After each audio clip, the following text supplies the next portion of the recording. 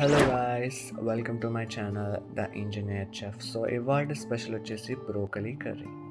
So ఇది రోటీస్కి ఇంకా white రైస్కి చాలా అద్భుతంగా ఉంటుంది అండ్ ఈజీ, వెరీ సింపుల్గా మనం చేసుకోవచ్చు. ఇంజనీర్స్కి, ఫ్యామిలీస్కి చాలా హెల్ప్ఫుల్ అవుతుంది. సో ముందుగా మనకు కావాల్సింది 3 onions, 3 tomatoes and 200 grams to 300 grams broccoli.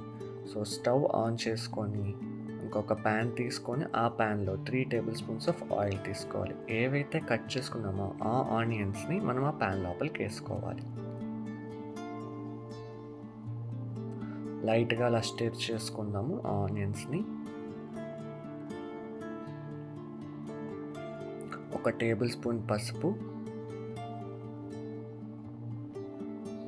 ఒక టేబుల్ స్పూన్ ఉప్పు ఆనియన్స్కి వేసుకుందాము.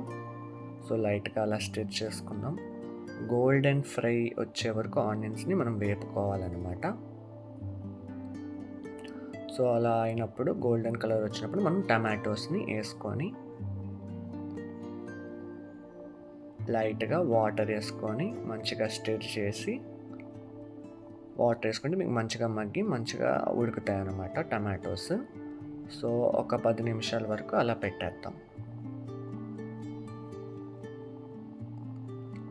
ఇప్పుడు ఒక 10 నిమిషాలు అయిపోయినాయి. సో చూస్తే మనకి టమాటోస్ మొత్తం కుక్ చాలా బాగా అయిపోయింది.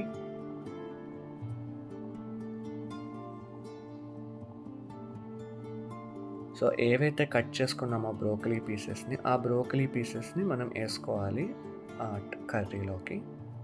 చెందకుండా మంచిగా మనము స్టిర్ చేసుకొని లైట్గా వాటర్ వేస్తే మీకు కింద అంటకుండా ఉంటుంది, పైగా బ్రోకలీ మంచిగా ఉడికిద్ది.